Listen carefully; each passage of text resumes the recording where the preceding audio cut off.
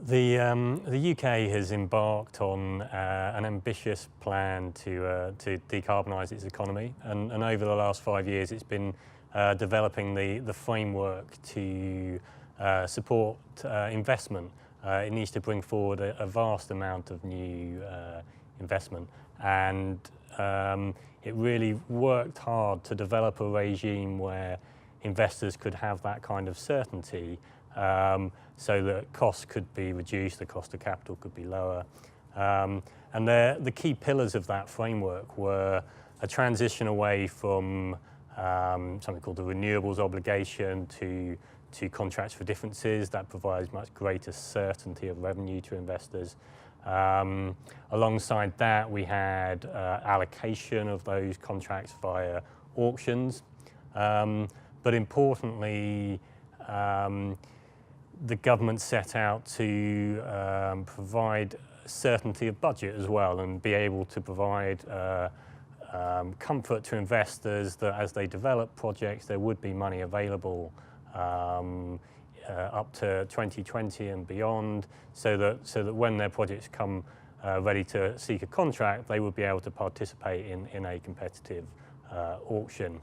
I think, however, the reality over the last few years has perhaps been slightly different. So this regime has perhaps not delivered the certainty that investors have craved.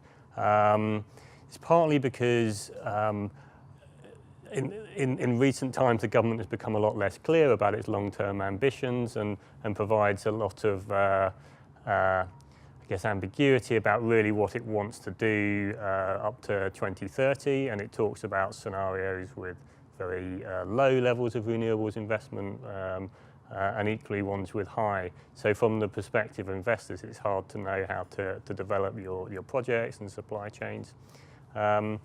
Combined with that, the budget issues have proved difficult to manage, and actually this budget that they've set out has been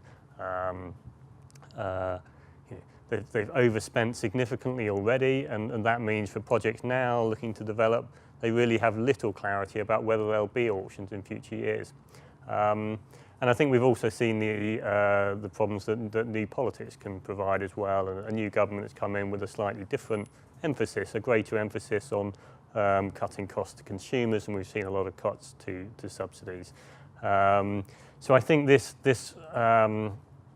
the framework, whilst designed to deliver that certainty, is actually, I think for a project developer now, they would find it very hard to find financial backing for new renewables projects in the UK. And I think the industry is struggling at the moment to develop that future projects and supply chain.